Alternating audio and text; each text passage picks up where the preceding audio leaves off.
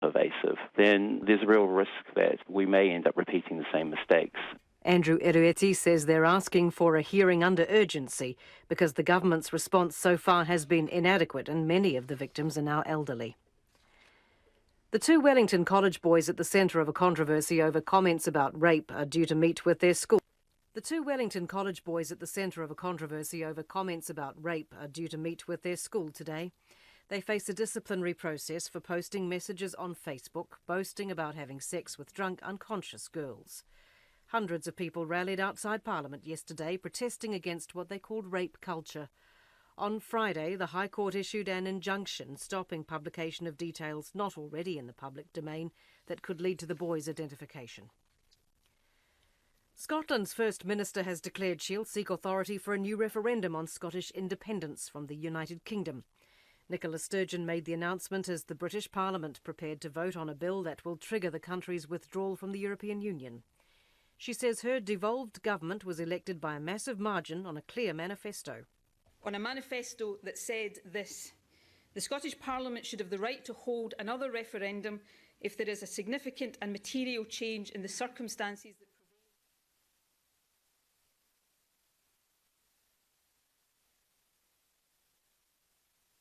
that have, of course, now been met. Nicola Sturgeon. The British Prime Minister would have to approve the referendum, but a spokesperson for Theresa May says it would be divisive and cause huge economic uncertainty at the worst possible time for the country. The 59-year-old man charged with a sex attack on a young woman at an Auckland quarry can be named for the first time. Colin Jack Mitchell appeared in the Auckland District Court yesterday, charged with kidnapping, causing grievous bodily harm, and assaulting a woman with intent to sexually violate her. Edward Gay reports. Mr Mitchell was arrested at his Onehunga home on Sunday and spent the night in custody. Judge Nevin Dawson yesterday granted him interim name suppression so he could notify his family of the charges, but the suppression order lapsed at midnight. The judge also declined bail, but legal reasons prevent RNZ News from reporting why. Through his lawyer, Mr Mitchell has pleaded not guilty to all the charges and chosen trial by jury. The woman was abducted from Ponsonby on a Saturday night 2 weeks ago and woke up in a quarry in Riverhead to find a man standing over her with a bat. I tamaki makoto ko Edward Gay aho. Auckland kindergartens are staying open for longer to compete with the growing number of early childhood centres. Their association says some of the city's 107 kindergartens have been finding it hard to fill places because their opening hours are too short. The association's head, Tanya Harvey, says by the end of the year they will all stay open for an hour longer each day, including during the school holidays. That's the news. With sport, here's Barry Guy. Durban has been stripped of the 2022 Commonwealth Games after a series of missed deadlines and financial problems that highlights the daunting burdens facing host cities for major sporting events. The Commonwealth Games Federation says Durban has failed to deliver on the promises made in its bid, and the search is now on for a replacement host. Sports editor Stephen Hewson reports. The writing's been on the wall for several weeks for Durban after the government said the projected costs were more than the country's flagging economy could afford, and that negotiations to cut the budget had stalled. Africa's never hosted a Commonwealth Games, while Liverpool has expressed an interest in staging the 2022 edition. It's not just the Commonwealth Games that are struggling. The setback follows a series of withdrawals by potential Olympic Games hosts on the grounds of cost and disruption. Boston, Hamburg, Rome and Budapest have all dropped out of the running for the 2024 Games, leaving only Los Angeles and Paris in contention. This is Stephen Hewson. The Black Caps are reviewing just how they review the decision review system. During the drawn first test against South Africa in Dunedin, New Zealand's use of the system was off the mark, with reviews sought on decisions that were correct and failure to review ones that weren't. There appears to be confusion on the field as to what process the team is operating by, and Coach Mike Hesson knows they need to sort the matter out quickly, with the second test starting in Wellington on Thursday. Probably something that we need to firm up on. You do have to take a little bit of time to gather information. Be fair to say, we missed out on one earlier on the year against Pakistan where we actually took half a second too long, and there's probably a couple in this series where we probably let the emotion take over and make an instant decision, which in the end obviously wasn't right. Mike Hesson. Former All Black Dan Carter could partner Wallaby halfback Will Genia at a new Paris rugby club. Carter's Racing 92 and Guinea's Stade Francais have announced they will merge next year. Both sides are struggling in the top 14 this season. And that's sport. I'm Catherine Ryan. On 9 to noon today, Airbnb fronts up on bed taxes, disruption and whether it's a threat to rental stock. The Institute of Directors investigates how New Zealand should prepare for artificial intelligence. 50 years on, Catherine Switzer, the first woman to officially compete in the Boston Marathon, is doing it again. Australian artist and filmmaker Lynette Warworth on exploring the power of storytelling in virtual reality. Join me on 9 to noon on RNZ National. Now the forecast from Met Service to midnight for Northland, Auckland, Coromandel Peninsula and Bay of Plenty. Cloud at times with isolated showers. Waikato to Kapiti Coast, including the central high country, a few showers, gradually clearing from the south. Gisborne and Hawke's Bay, some showers. Wairarapa, including Tararua District and Wellington. Showers becoming isolated this evening.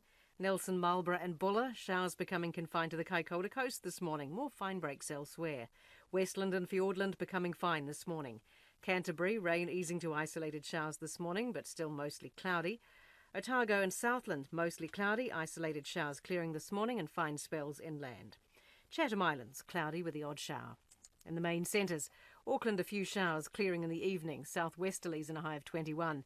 Tauranga, morning cloud then fine, westerly turns southerly in the evening, 23. Hamilton, a few showers clearing this evening as the wind turns southerly, 21. Wellington, occasional showers easing this evening, strong southerlies and 15. Christchurch, rain easing to a few showers this morning, southwesters and 15. Dunedin, mostly cloudy, a few morning showers, southerlies and 15 degrees.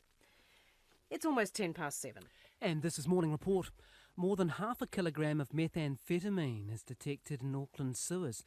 Researchers from Massey University and the University of Queensland have been testing the city's wastewater to find out more about Aucklanders' drug habits.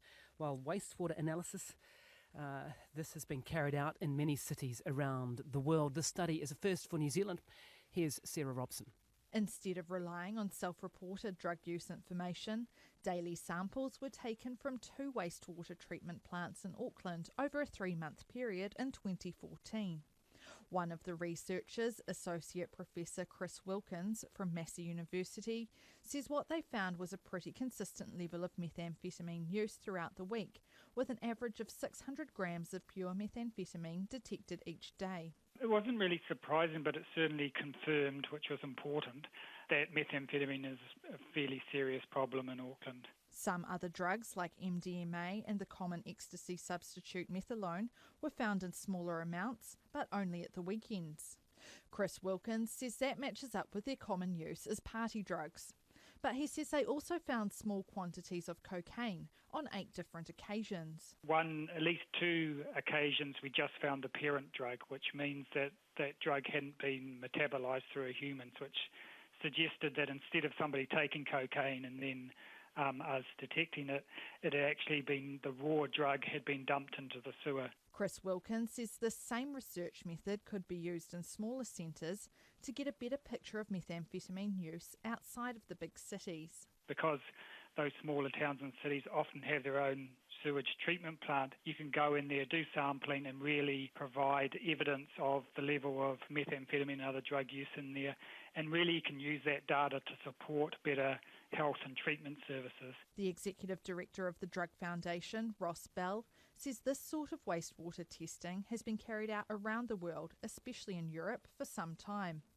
He says it's useful for identifying whether there are any new and dangerous drugs in use. I guess the good thing about this research, or the comforting thing, is that it didn't find a whole lot of new and very dangerous substances on the market. Drugs like N-bomb, which have caused deaths around the world, or very dangerous drugs like alpha PVP, where New Zealand had a death related to that. Instead, Ross Bell says this research simply shows the prevalence of more common drugs like P and ecstasy.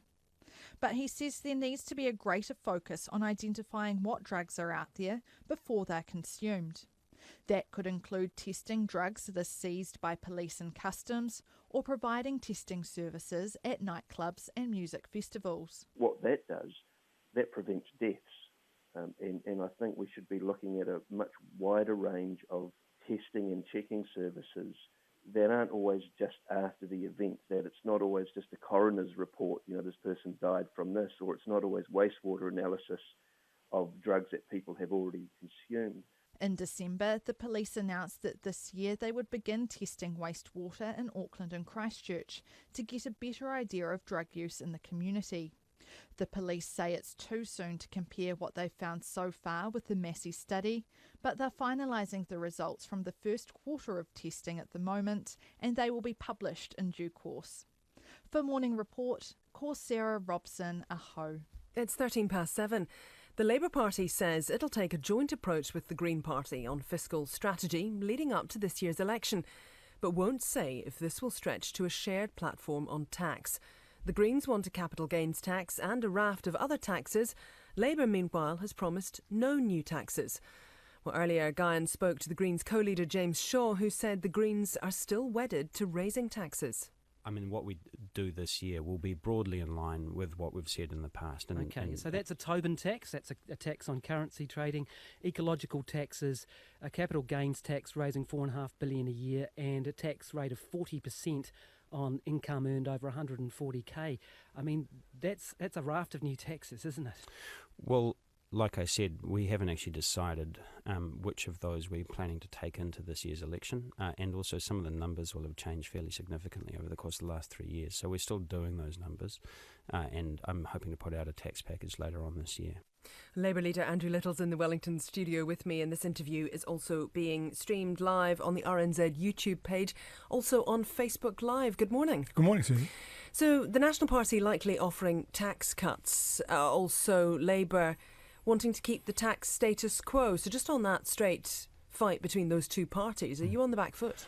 Not at all, no. Every commitment we've made so far, we can fund out of existing tax revenue. But in the end, you look at what the priorities really New Zealand has to face up to. 60,000 New Zealanders last year couldn't get a first appointment with a specialist in their local hospital. 90,000 young people not in work, educational training. We've got to invest in these things. You've got schools absolutely at breaking point now in terms of student roles. These are things we need to invest in if we're going to give people a chance for the future. But National may be putting money straight into people's pockets or promising to do so after the election, and that's not something you're going to be able to do. A lot of people would base their vote on that. Everywhere I get around, people are saying to me just how really concerned they are about what they see as public services that have been cut right back. Parents are really concerned about what's happening at their local school. Not critical of the teachers or the principals, but critical of the fact that the school roles are now so great. Parents are being asked to fund more, and they're saying, how can you justify a funding freeze that this government has put on the school system when we've got these pressures that the school system is under? But how can you justify if there's a financial hole in health, which you've spoken about before, if also you're talking about the education system at breaking point? You've made this commitment as well to child poverty targets for reductions around there. How are you going to do it without raising revenue? So that I think Grant Robertson talked about yesterday. We don't do all this in year one. We are going to have to face some of this stuff in some cases over some years. So does that mean that taxes will be phased in over a number of years too?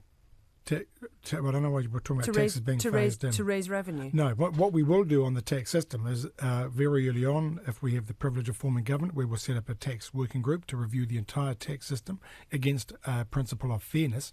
And we will come up with a package. We will come up with a package that will then go to New Zealand with and say, look, here's what a fair tax system looks like. Is that then where this comes in? Because we heard from James Shaw about half an hour ago. The Greens, it sounds like, are going to go in with capital gains tax as one of theirs. So can you say in a Labour Green government that capital gains tax is not going to be on the table in the first term? Well, what the Greens go to the electorate with is what the Greens go to the electorate with. What we go to the electorate with is what we're talking about. We're not sure, but if you're in government with the Greens, how much influence will they have to bring in something like a capital gains tax in the first term? Well, the numbers will decide that. But we're going to go into the 2017 election with our package, and we have to wait and see what the budget looks like this year before we finalise what we're doing, both in terms of tax commitments, tax rates, all the rest of it. Does that mean, Mr. Little, that if the Greens have a significant number of MPs, if they can persuade Labour, perhaps as part of the tax working group, that capital gains is a good idea, that you will consider it in your first term to bring that in? As Labour goes into the election, we're not making a commitment on capital gains tax. No, but can you rule it out? Can you rule it out as a first-term commitment for Labour? Well, in the end, the numbers will decide it. We're saying... That sounds like you're not ruling it out.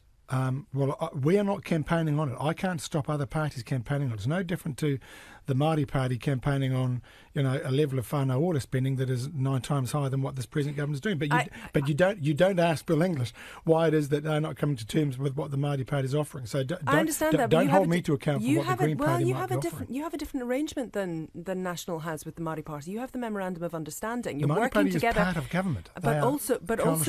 But also you're going into this with some shared policies, with some shared platforms. So it is a different setup to National and the Māori Party. We're going to and this. Here, what I'm asking you very simply is, can you rule out, under Labour in the first term, a capital gains tax coming in? Yes or no? The Labour and the Greens are going into this election campaign with a joint commitment to change the government, because we both know as parties that if we don't change the government, we don't get to fix the schools, fix the health system, give young people a chance to get work again. So that's what we're doing. We're also equally committed to strong, stable and responsible government. That's why next week we will announce a joint commitment on some basic principles about government management and fiscal management. I understand that, but none of that actually answers my question. No, so what happens with, we then have a vote, the numbers then worked out, whoever gets the chance to form a government does so. We are campaigning very firmly on a set of priorities that's about reinvesting in New Zealanders and their fairness and their opportunity. We're not committing to a capital gains tax. New Zealanders should not expect to see a capital gains tax after the 2017 election. OK. What about a couple of other things, if it's possible to rule them in or out? What about upping the top tax rate, which is something that the Greens have spoken about? 40% over 140k is where it currently sits. That may be reviewed, James Shaw says.